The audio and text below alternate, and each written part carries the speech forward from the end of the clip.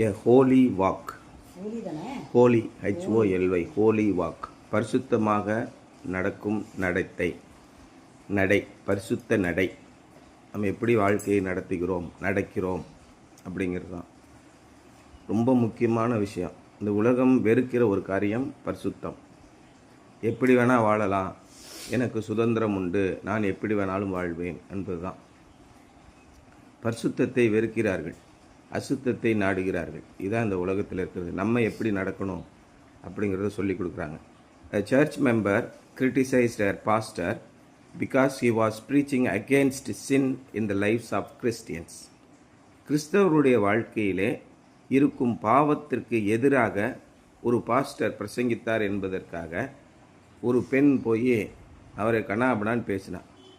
என்னம்மா நீ ரொம்ப யோக்கியம் மாதிரி பேசிக்கிட்டு இருக்க அப்படின்னு. After all, she said, sin in the life of a believer is different from sin in the lives of unsaved people.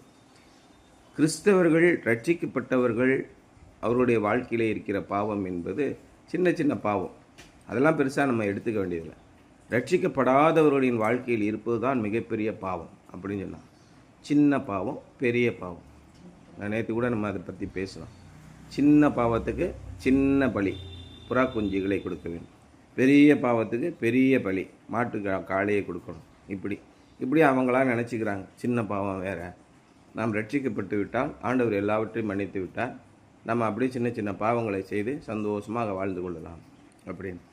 பாவங்களை செய்தால்தான் சந்தோஷமாக இருக்க முடியும் என்பது மனிதனுடைய ஆழத்திலே இருக்கிற ஒரு எண்ணம். அதான் டெய்லி ஒரு 4 மணி நேரம் அப்படியே டிவியை பார்த்துக்கிட்டு, இல்லைன்னா அப்படியே படுத்துக்கிட்டு இன்ஸ்டாகிராம், ஃபேஸ்புக்கு, யூடியூப் பார்த்துக்கிட்டு தான் மகிழ்ச்சியாக இருக்குது. பைபிள் படித்தா எங்கே மகிழ்ச்சி வருது? ஒரு மகிழ்ச்சியும் இல்லை, சன்னியாசியாக தான் போகணும். அப்படி தான் இருக்குது. அதனால் இதெல்லாம் எப்படிங்க வாழ்க்கையில் கடைபிடிக்க முடியும்? ஆண்டவருக்கு பயந்து நடக்கிற நடை எப்படி வரும்? ஆனால் வெற்றி எங்கே இருக்கிறது என்றால், கர்த்தருக்கு பயந்து நடக்கிற நடையில் தான் வெற்றி இருக்கிறது. நேர்மையான வாழ்க்கை. எந்த தாயுமே, இந்த உலகத்தில் இருக்கிற எந்த தாயுமே தன்னுடைய பிள்ளை சீரழிந்து போகும் என்று நினைப்பதே கிடையாது. தன்னுடைய பிள்ளையின் இடத்துல என்ன சொல்கிறாங்க? நல்லா வைப்பா, இதெல்லாம் செய்யாத, வேணாம்ப்பா, இந்த பக்கமாவா அப்படின்னு எந்த தாயாவது இந்த உலகத்தில் தினமும் 5 மணி நேரம் ஃபோன் பாருன்னு சொல்கிறாங்களா? சந்தோஷமாக இருக்கலாம் தானே? எல்லாருக்குமே, அந்த தாய்க்குமே தெரியும் கொஞ்சம் நேரம் வீடியோ பார்த்துக்கிட்டு இருப்போன்னு, மகிழ்ச்சியாக இருக்குது, ரிலாக்ஸாக இருக்குது. ஆனால் எந்த தாயாவது தன்னுடைய பிள்ளை இடத்திலே போய் இந்த மாதிரி பழக்கங்களை இரு அப்படின்னு சொல்லி சொல்கிறாங்களா? எந்த தகப்பனாவது, குடித்து கொண்டே ஊர் மேயிற எந்த தகப்பனாவது தன்னுடைய பிள்ளையை பார்த்து நீயும் போய் குடித்து சந்தோஷமா இரு அப்படின்னு சொல்கிறானா? மனிதர்கள் செய்யக்கூடாத பாவத்தை செய்து கொண்டு அதிலே உழன்று கொண்டு சாக்கடையில் பரண்டு கட்டுற மாதிரி பரண்டுக்கிட்டு மற்றவர்கள் வராதிங்க இங்கே, நான் தான் இதில் மாட்டிக்கிட்டேன்னு சொல்கிற உலகம்தான் இது. பாவத்தின் சம்பளம் நிச்சயமாக மரணம்தான். அப்போ நம்ம ஏன் அது பின்னாடியே போகிறோம்? அப்போ ஒன்றுக்கு அநேக உபாய தந்திரங்களை தேர்ந்து கொடுத்துள்ளார். கர்த்தர் மனுஷரை நல்லவனாகத்தான் படைத்தார். அவர்களோ அநேக உபாய தந்திரங்களை தேடிக்கொண்டார்கள் அப்படின்னு போட்டிருக்கு. அதே மாதிரி இந்த பொண்ணு சொல்கிறா, சார் நம்ம என்னையா நீங்கள் பேசிக்கிட்டு இருக்கீங்க? சர்ச்சிலலாம் நாங்களாம் பாவீங்களா?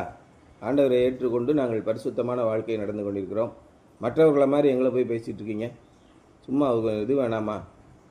வெளியில் பொதுமக்களுக்கு நீங்கள் போய் தெருவில் நின்று பிரசங்கம் பண்ணும்போது பாவத்தை குறித்தும் அக்கிரமத்தை குறித்தும் பேசலாம். சர்ச்சில் போய் பேசிகிட்டு இருக்கிறீங்க, நாங்களாம் பரிசுத்தமாக வாழ்க்கை நடந்து கொண்டிருக்கிறோம், சின்ன சின்ன தவறுகளை செய்வோம், அதுக்காக பெருசாக பொங்காதீங்க அப்படின்னு சண்டைக்கு போகிறான். Yes, replied the pastor, it is worse. ஆமாம், ரெண்டுக்கும் வித்தியாசம் இருக்குது.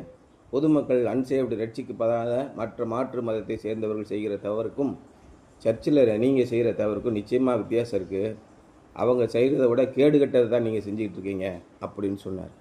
While it is true that the Christian is not under condemnation, he is not free from the harvest of sorrow that comes when we sow to the flesh. நாம் நித்திய அழிவுக்கு நியமிக்கப்பட்டிருக்கவில்லை என்ற அதே வேளையிலே நீங்கள் செய்த பாவத்துக்கு தக்க தண்டனை கண்டிப்பாக வரும். உங்களுடைய ஆத்மாவை மீட்பை பெறும், ஆனால் உங்களுடைய சரீரமும் உங்களுடைய வாழ்க்கையும் அழியும்.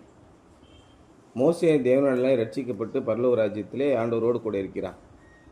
ஆனால் இந்த உலக வாழ்க்கையிலே அவன் ஆசீர்வாதத்தை பெற்றானா? லட்சக்கணக்கான மக்களை தேவனிடத்திலே வழிநடத்தின ஒருவன் தேவனுடைய ஆசீர்வாதத்தை பெறாமலே போய்விட்டான். இந்த உலக வாழ்க்கையிலே நீங்கள் தேவனுக்கு ஆசீர்வாதம் உள்ளவர்களாகவும் மக்களுக்கு ஆசீர்வாதம் உள்ளவர்களாகவும் இருக்க வேண்டும் என்றால் அவருடைய சொல்லை கேட்டு நடங்கள்.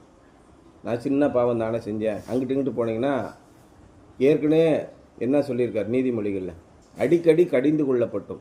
ஒவ்வொரு ஞாயிற்றுக்கிழமையும் ஆண்டவர் உங்களுக்கு கட்டளைகளை கொடுக்கிறார், இப்படி செய்யாத அப்படி செய்யாத. அடிக்கடி கடிந்து கொள்ளப்பட்டும் தன் பிடரியை கடினப்படுத்துகிறவன் சகாயமின்றி சடுதியில் சட்டென்று செத்துப்போம், சகாயமின்றி சடுதியிலே நாசமடைவான்னு போட்டு. அப்போ ஆண்டவருடைய வசனத்தை கேட்டும் நீ எல்லாம் தெரிஞ்சிருந்தோம் தப்பு செய்கிறது எப்படி தெரியாமல் செஞ்சுட்டேங்க, ஐயோ எனக்கு இது தெரியாதுங்க, அதுக்கு மன்னிப்பு உண்டு. ஆமாம் தெரியும், அதுக்கு எல்லாரும் அவங்கள மாதிரி நாங்கள் பரிசுத்தமாக வாழ முடியுமா, எங்களுடைய சந்தோஷத்தை தாங்க பார்ப்போம் அப்படின்னு கிறிஸ்தவர்கள் வாழ்ந்தீர்கள் என்றால் நிச்சயமாக உங்களுக்கு பலத்தை அடி விழுகும். When King David committed adultery, he tried to cover his sin, but God chastened him severely. ஆண்டவரின் தாசனாகிய தாவீதுன்னு சொல்கிற தாவீது தான் என்ன அயக்கித்தனம் பண்ணா, நாங்கள் தாவீதின் பரம்பரையை சேர்ந்தவர்கள் அப்படின்னு யூதர்கள்லாம் சொல்லிக்கிறாங்க. அட முட்டா பயலுலா, அவனே ஒரு பொறுக்கி பைய, நான் பொறுக்கி பையன் பரம்பரையை சேர்ந்தவனே எவனா சொல்ல முடியுமா? இதுதான் சொல்லிகிட்டு இருக்கார் ஆண்டவர். நாங்கள் தாவீதின் வழியிலே வந்தவங்கன்னு சொல்கிறீங்களே முட்டா பயலுலா, கல்லுகளை வைத்து தேவன் தமக்கு புத்திரர்களை உண்டு பண்ண யோக்கியம் உள்ளவராக இருக்கு. நாங்கள் கிறிஸ்துவ, எங்கள் அப்பா யார் தெரியுமா, சர்ச்சில் செக்ரட்டரியாக இருந்தார், எங்கள் அப்பா அந்த சர்ச்சை கட்டினார். அட போடா பேப்பையில், உங்கள் அப்பா எவ்வளோ பெரிய அயக்கப்பெண் தெரியுமா உனக்கு? இதுதான் சொல்கிறார் ஆண்டவர். தாவீது அவ்வளோ ஆண்டவரை பின்பற்றினான், மிகப்பெரிய வெற்றியை அவருடைய நாட்டுக்கு கொண்டு வந்தான். ஆனால் நம்பர் 1 அயக்கிய பயலாக இருந்தான். அவன் அதற்கேற்ற தண்டனை அடைந்தான். ஆனால் அவனுக்கு ஆத்ம மீட்பு கிடைத்தது. அவனுடைய சந்ததியில் தான் இயேசு கிறிஸ்து வருகிறார். நல்லா பாருங்கள், தேவன் உங்களுக்கு ஒரு ஆசீர்வாதத்தை கொடுத்திருக்கிறார் என்றால் மறுபடியும் அந்த ஆசீர்வாதத்தை உங்களிடத்திலிருந்து பெற முடியாது. தாவீதின் சந்ததியில்தான் இயேசு கிறிஸ்து வர வேண்டும் என்று அவர் எழுதியிருக்கிறார். அதுக்காக நீ அயக்கித்தனம் பண்ணால் விடுவார் அவனைய? God chastened him severely. When David confessed his sins, God forgave him. அவன் தன்னுடைய பாவத்தை மனம் திருந்தி உள்ளான மனதை திருந்துதலோடு அவன் மன்னிப்பு கேட்டபோது அவனுடைய பாவங்கள் மன்னிக்கப்பட்டன. ஆனால் அதற்கேற்ற தண்டனையை அவன் அனுபவித்து தான் ஆனான். பாவத்தை மன்னிச்சுட்டானா நமக்கு வரக்கூடிய தண்டனைலாம் போய்டுன்னு நினைக்கிறீங்களா? அந்த வாங்கின அடியும் காயத்தின் தழும்புகளும் உங்களுக்கு இருக்கும். But God could not change the consequences. நல்லா புரிச்சுக்கோங்க. When David confessed his sins, God forgave him, but God could not change the consequences. அதனால் ஏற்பட்ட விளைவுகளை ஆண்டவரால் மாற்றவே முடியாது. வினை விதைத்தவன் வினை அறுத்தே ஆக வேண்டும். நீங்கள் தேவனுக்கு விரோதமான காரியங்களை செய்தீர்களா? எப்பேற்பட்ட கிறிஸ்தவனாக இருந்தாலும் சரி, பாதிரியாராக இருந்தாலும் சரி, செக்ரட்டரியாக இருந்தாலும் சரி, ட்ரெஷராக இருந்தாலும் சரி, பிசி மெம்பராக இருந்தாலும் சரி, கமிட்டி உறுப்பினராக நீ என்ன வேணால் செய்யலாமா? சர்ச்சில் நீ ஆடம்பரமாக பேசலாமா? ஆண்டவர் அடிக்கும் அடியை நீ தாங்க மாட்டாய். நீ மனம் திரும்பலாம், மன்னிப்பு கேட்கலாம், ஆனால் அதனால் ஏற்பட்ட பலன்களை உனக்கு நிச்சயமாக உன்னுடைய வாழ்க்கையிலும் உன்னுடைய பிள்ளைகளுடைய வாழ்க்கையிலும் இருக்கும், மாற்ற முடியாது. அதனால் நிறைய பேருடைய வாழ்க்கை சீரழிந்து போவதற்கு காரணம் என்ன? துணிகரமாக போய் சேருது. கிறிஸ்தவனாக இருந்து கொண்டு தேவனுடைய ஆலயத்தில் இருந்து கொண்டு கடவுளுக்கு பயப்படாமல் துணிகரமான விபசாரங்களையும் திருட்டுகளையும் கொள்ளையடிப்பதையும் செய்வது. David reaped what he sowed and it was a painful experience for him. எதை விதைத்தானோ அதை அறுத்தான். மிக கொடூரமான காரியமாக இருந்தது தாவீதுக்கு. ஆனால் நீங்கள் கண்டிப்பாக அதுதான். அதுக்காக என் மகனே என் புத்தியை கேள், உன் தாயின் போதகத்தை தள்ளாதே, அதில் சொல்லிக்கிட்டு இருக்கார் அவருடைய பையன் சாலமோன் வந்து சொல்கிறார். அம்மா அப்பா சொல்கிற கேளுங்க, தயவுசெய்து தவறான வழியில் போயிடாதீங்க, மிகப்பெரிய அடி விழுவும் உங்களுக்கு. ஆரம்பத்திலிருந்தே அதான் அடிக்கடி கடிந்து கொள்ளப்பட்டும். ஆண்டவர் உங்களுக்கு அடிக்கடி தன்னுடைய வார்த்தையை சொல்லி எச்சரிக்கிறார். போகாத, தவறான வழிக்கு போகாத, எச்சரிக்கையாரு, நல்லா படி. உனக்கு கொடுத்த அந்த காலத்திலே நீ தேவனுக்கு பயந்து நடந்தாயா? உனக்கு கொடுத்த அந்த காலத்திலே நீ படித்தாயா? உனக்கு கொடுத்த அந்த காலத்திலே நீ பயிற்சி செய்தாயா? உனக்கு கொடுத்த அந்த காலத்திலே நீ எப்படி வாழ்ந்தாய்? +2 படிக்கிறவங்க உங்களுக்கு 1 இயர் கொடுத்தோமே, அந்த 1 இயரில் நீ எப்படி பிஹேவ் பண்ண, எப்படி படித்தாய்? பின்னாடி வாழ்க்கை பூரா மனங்கசந்து அழுகிறாங்க. நான் இன்றைக்கே ஒழுங்காக படிச்சிருந்தேன்னா நேற்று வேறு வேலைக்கு போயிருப்பேன், இப்போ நான் எவ்வளோ பாடுபடுறேன் பாருங்கள். நிறைய பேர், லட்சக்கணக்கான பேர் புலம்புகிறார்கள். உங்களுக்கு கொடுத்த காலத்திலே நீங்கள் மனம் திரும்பாமல், கர்த்தருக்கு பயப்படாமல், நல்ல வழிகளை தெரிந்து கொள்ளாமல், தீய வழிகளை வேண்டுமென்றே தெரிந்து கொண்டு கிறிஸ்துவின் பேரை சொல்லியும் தீமையை விட்டு விலகாமல் இருந்தால் அடி உங்களுக்கு நிச்சயமாக உண்டு. 100% ஷியர். எல்லா மதத்தினரும் அதைத்தான் சொல்கிறார். வினை விதைத்தவன் வினை அறுப்பான். நன்மை ஒன்றை செய்தீர்கள் நன்மை வந்தது, தீமை ஒன்றை செய்தீர்கள் தீமை வந்தது. அவள் பாட்டே இருக்கு, சினிமா பாடல். ஏன் மற்ற மதத்தினர் ஏன் அவளை சொல்றாங்க?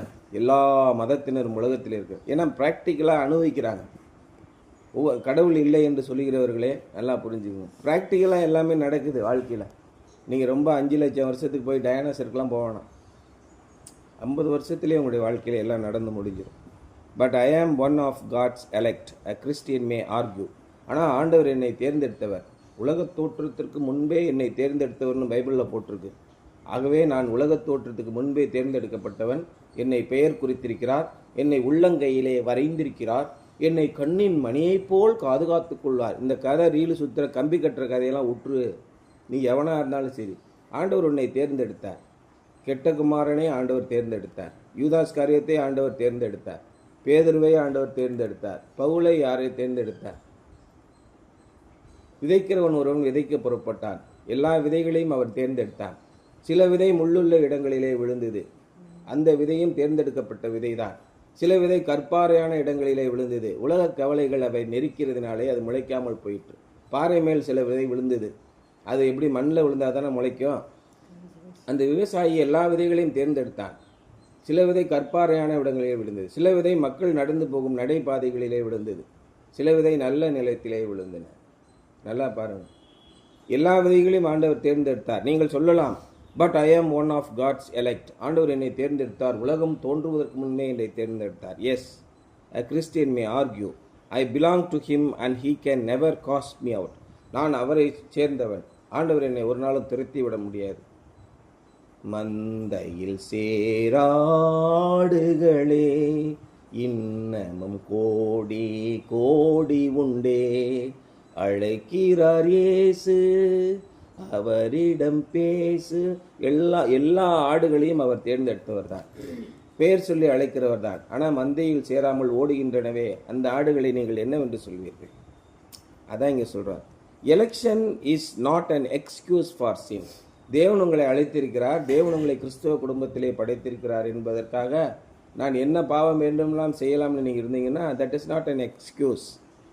It is an encouragement for holiness. தேவன் உங்களை பரிசுத்த வாழ்க்கைக்கு அழைத்திருக்கிறார், பெயர் சொல்லி அழைத்திருக்கிறார். அப்படின்னா என்ன அர்த்தம்? ஆண்டவர் என் மீது மிகுந்த அன்புள்ளவராக இருக்கிறார், நான் ஆண்டவருக்காக வைராக்கியமாக பரிசுத்தமான வாழ்க்கையை வாழ்வேன், எந்த விதமான கெட்ட காரியங்களையும் நான் செய்ய மாட்டேன் என்று வாழ்வது தான் நம்முடைய வாழ்க்கையின் அர்த்தம். The privilege of election also involves responsibilities of obedience. தேவன் நம்மை அழைத்திருக்கிறார், தேர்ந்தெடுத்திருக்கிறார் என்ற அந்த சுதந்திரம் இருக்கு இல்லையா, அதற்கு பொறுப்பும் உண்டு. நீங்கள் பொறுப்புள்ளவர்களாக நடந்து கொள்ள வேண்டும். ஒரு ராஜா குடும்பத்திலே ஒரு மனிதன் பிறந்திருக்கிறார். அவன் போய் பொறுக்கி மாதிரி கக்குசில் போய் கழுவிக்கிட்டு சாக்கடையை போய் நோண்டிக்கிட்டு இப்படி தெரிய முடியுமா? அவன் ராஜ வஸ்திரம் தரித்தவனாக அவன் எப்படி இருக்கணும்? இளவரசனாக இல்லையா? அவன் அதற்கேற்ற பொறுப்போடு நடந்து கொள்ள வேண்டும். அவனுடைய பேச்சுக்கள் கண்ணியமாக இருக்க வேண்டும், அவனுடைய வாழ்க்கை கண்ணியமாக இருக்க வேண்டும். ரோட்டு கடையில் போய் இட்லி சாப்பிட்டுட்டு எங்கன்னா போய் குடிச்சிக்கிட்டு நிற்க முடியுமா? இளவரசனாக பிறந்தவன். நீங்கள் இளவரசனாகவும் பிறந்தவர்கள். உங்களுக்கு பொறுப்பு உண்டு, அந்த பொறுப்போடு நீங்கள் நடந்து கொள்ளுங்கள். A holy walk involves a right relationship with God the Father who called us, God the Son who died for us, and God the Spirit who lives in us. ஒரு பரிசுத்தமான வாழ்க்கை வாழ்வது என்பதிலே சரியான உறவு, தேவனோடு கூட சரியான உறவு. எந்த தேவன்? நம்மளை அழைத்த தேவன். எந்த காட் த சன், குமாரனாகிய தேவன், அவர் நமக்காக மரித்திருக்கிறார். அண்ட் ஆவியானவராகிய தேவன், அவர் நம்முள்ளே வசித்து கொண்டிருக்கிறார். இவர்களோடு சரியான உறவு நமக்கு இருக்க வேண்டும். It is a presence of Holy Spirit that makes your body the temple of God. பரிசுத்த ஆவியானவர் உங்களிடத்திலே வரும்போது அவர் நன்மை இன்னதென்றும் தீமை இன்னதென்றும் கண்டித்து உணர்த்துவார். அந்த பரிசுத்த ஆவியானவர் உங்களுடைய உள்ளத்திலே இருக்கும்போது உங்களுடைய உடல் தேவனுடைய ஆலயமாக மாறும். Furthermore, it is by walking in the Spirit that you gain victory over the lust of the flesh. ஆவியிலே நீங்கள் நடக்கும்போது மாம்சத்தின் கிரியைகளை செய்யாமல் இருப்பீர்கள்னு பவுல் சொல்றார். ஆவியிலே நீங்கள் நடக்கும்போது இந்த மாம்சத்தின் இச்சைகளின் மீது உங்களுக்கு வெற்றி கிடைக்கும். To despise God's commandments is to invite the judgments of God and to grieve his spirit. ஆண்டவருடைய கட்டளைகளை அவதூறாக நடப்பது, மதிக்காமல் போவது, நியாய தீர்ப்பை நீங்களே வேண்டும் என்று உங்களுடைய வாழ்க்கையில இழுத்துக் கொள்கிறீர்கள். பரிசுத்த ஆவியானவரை துக்கப்படுத்துகிறீர்கள். எச்சரிக்கையாயிருங்கள். 1 பேதுரு 1:15 வசனம். 1 பேதுரு 1:15. But as he which hath called you is holy, so be ye holy. உங்களை அழைத்தவர் பரிசுத்தமானவராக இருப்பதால் நீங்களும் பரிசுத்தமானவர்களாயிருங்கள். சுத்தமான வாழ்க்கை வாழுங்கள். யாருக்கும் துரோகம் செய்யாதீர்கள். அசுத்தமாக நடந்து கொள்ளாதீர்கள். உங்களுடைய தாயும் தகப்பனும் இந்த உலகத்தில் இருக்கிற மூத்தோர்களும் பெரியோர்களும் சொல்வதைத்தான் தேவன் சொல்லுகிறார். வேறு எதையும் சொல்லவில்லை. அதை நீங்கள் கீழ்ப்படிந்து நடங்கள். Action assignment today. Read Psalm 51 and list the things David felt he had lost and wanted back as a result of his sin. 51ஆம் சங்கீதத்தை படித்து பார்த்து அதில் என்னென்ன விதமான பாவங்களை எல்லாம் அவன் செய்தான், என்னென்ன விதமான ஆசீர்வாதங்களை எல்லாம் அவன் இழந்து விட்டதாக சொல்கிறான் என்பதை குறித்து சிந்தியுங்கள். Talk with God about any sin he may see in your life. தேவனிடத்திலே பேசுங்கள். உங்களுடைய வாழ்க்கையிலே என்ன விதமான பாவம் இருப்பதை அவர் பார்க்கிறார் என்பதை குறித்து அவரிடத்தில் பேசுங்கள். தனிப்பட்ட முறையிலே தியானத்திலே இருங்கள். அந்த பாவங்களை அகற்றி விடுங்கள். பெருமை இருக்கிறதா, அகந்தை இருக்கிறதா, மனமேட்டிமை இருக்கிறதா, உலகத்தின்பால் பற்று இருக்கிறதா, அசுத்தமான சிந்தனைகள் இருக்கிறதா, தேவனுக்கு பயப்படாமல் நடக்கும் நடத்தை இருக்கிறதா? ஆண்டவர்கிட்ட போய் பேசுங்க. ஆண்டவரே, என்னுடைய வாழ்க்கையிலே நான் என்ன விதமான சிந்தனை உள்ளவனாக இருக்கிறேன் யோசித்து பாருங்கள். ஆண்டவர் இடத்துல அறிக்கையிடுங்கள், வெற்றி பெறுங்கள் என்பதுதான் இன்றைய சிந்தனை.